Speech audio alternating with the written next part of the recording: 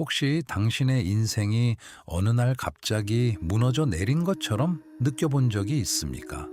마치 발밑에 땅이 사라지고 당신이 알고 있던 모든 것, 안정, 확신, 심지어 당신이 누구라고 믿어왔는지까지 한순간에 사라져버린 것처럼 말입니다.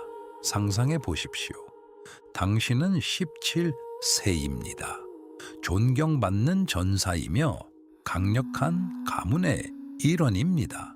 그러나 1600년 10월의 어느 피비린내 나는 아침 세키가 하라 전투에서 당신은 모든 것을 잃습니다. 당신의 군대는 몰살당하고 가문은 파괴되며 사회적 지위는 먼지처럼 사라집니다. 그리고 당신은 살아남기 위해 범죄자처럼 도망쳐야 합니다. 이것이 바로 일본 역사상 가장 위대한 사무라이가 될 미야모토 무사시 인생에서 가장 어두운 순간이었습니다. 하지만 여기서 흥미로운 사실이 있습니다. 그 잔혹한 추락은 그의 이야기의 끝이 아니었습니다. 그것은 시작이었습니다. 이후 몇 년 동안 그는 일본의 숲을 떠돌며 주인을 잃은 떠돌이, 사무라이, 즉 로닌으로 살아갔습니다. 그리고 그 시간 동안 무사시는 자신의 삶을 구했을 뿐만 아니라 하나의 강력한 삶의 규칙을 만들어냈습니다. 그 규칙은 너무 강력해서 400년이 지난 지금도 절망의 깊은 구렁에 빠진 사람들을 다시 일으켜 세울 수 있습니다. 그리고 분명히 말하겠습니다. 이것은 막연한 철학도 아니고 값싼 자기 개발 이야기도 아닙니다. 이것은 인간이 느낄 수 있는 가장 깊은 고통 속에서 전장에서 단련된 원칙들입니다. 첫 번째 규칙은 슬픔을 극복하는 방법에 대해 우리가 배워온 모든 것과 반대됩니다. 두 번째 규칙은 그 단순함 때문에 당신을 놀라게 할 것입니다. 그리고 다섯 번째 규칙은 너무나 역설적이어서 많은 사람들이 그것이 효과가 있다는 사실을 믿지 않습니다. 하지만 효과가 있습니다. 그리고 저는 그것을 증명해 보이겠습니다. 그 전에 하나만 물어보겠습니다. 당신 주변에는 원하지 않는 삶 속에 갇혀 사는 사람이 몇 명이나 있습니까? 겉으로는 괜찮은 척하지만 속에서는 모든 것이 무너지고 있는 사람은 몇 명입니까? 여기까지 듣고 있다면 당신 안 어딘가에서 이 고통을 알아보고 있기 때문일 것입니다. 그리고 그것은 약함이 아닙니다.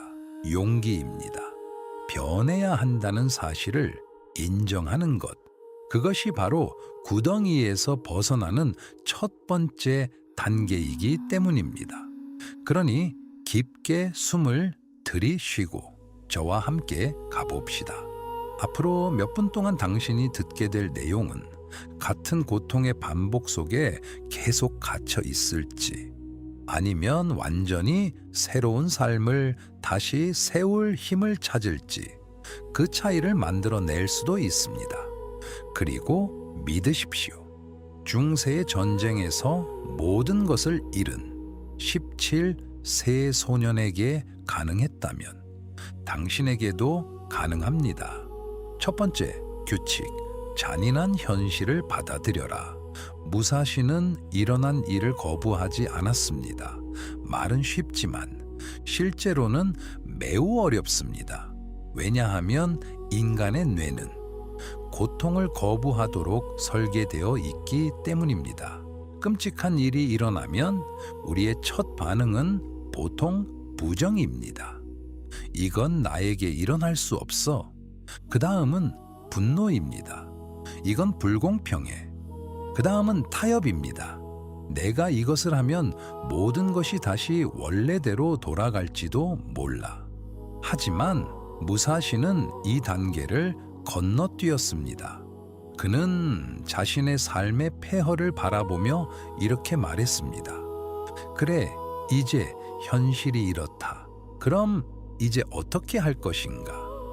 왜 나에게 이런 일이가 아니라 이건 일어나지 말았어야 했어가 아니라 단순히 이제 무엇을 할 것인가? 이 질문의 변화는 엄청난 힘을 가집니다.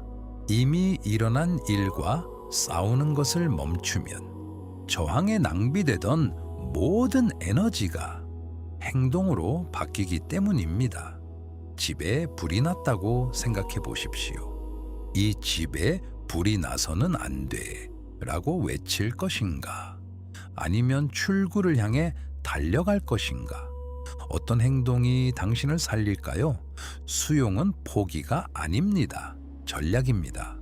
두 번째 규칙, 자신을 약하게 만드는 쾌락을 거부하라. 고통 속에 있을 때 즉각적인 위안을 찾고 싶어집니다. 술, 음식, 쾌락, 오락, 도피. 잠시 동안이라도 고통을 잊게 해주는 것들. 하지만 무사시는 그 길을 선택하지 않았습니다. 대신 그는 극단적인 규율을 선택했습니다.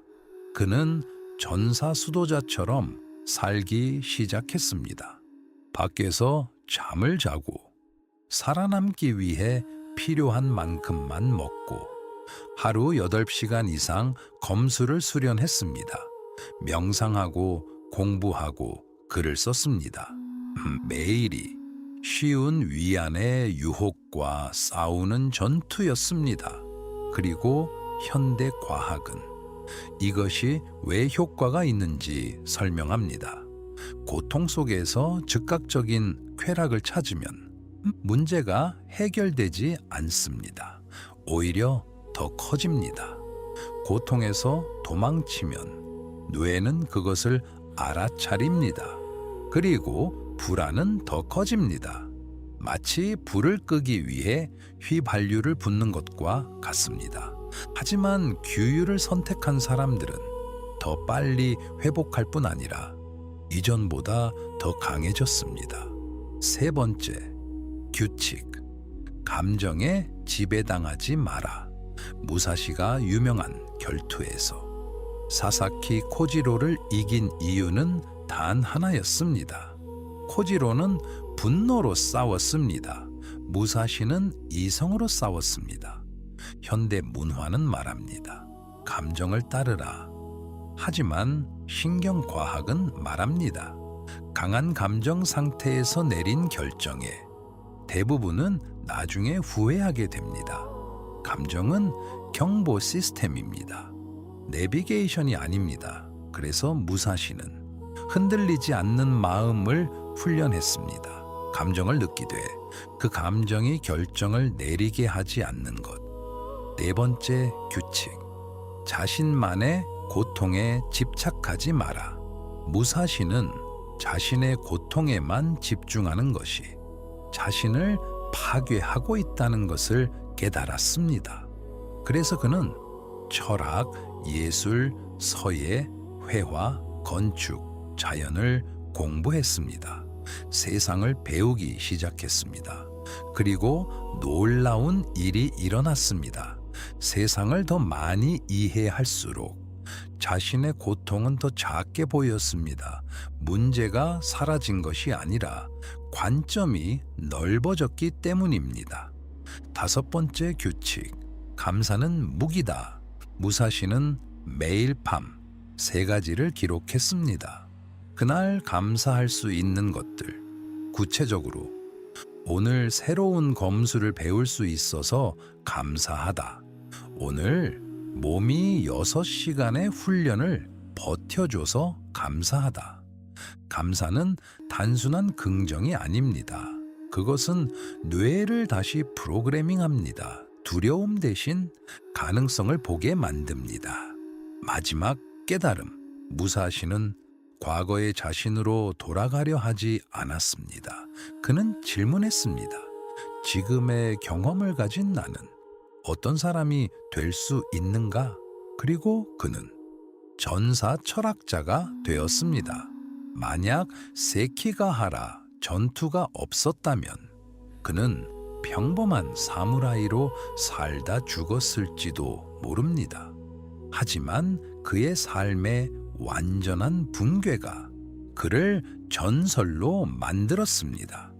당신의 삶도 마찬가지일 수 있습니다.